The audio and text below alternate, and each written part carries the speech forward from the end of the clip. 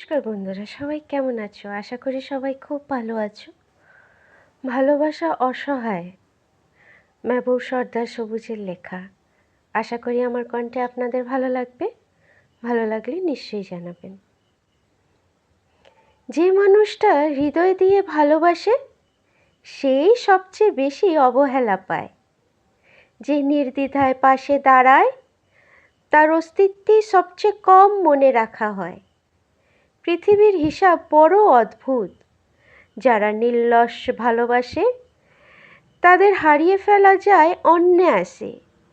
তারা সহজেই মিলে, সহজেই ভেঙে যায়। দিন শেষে এই মানুষগুলো একা বসে ভাবে, আমি কি ভুল করেছি? কিন্তু কোনো উত্তর মেলে না। শুধু উপলব্ধি হয়, ভালো থাকতেও ভালোবাসতেও আজকাল বড্ড কষ্ট হয়। ধন্যবাদ।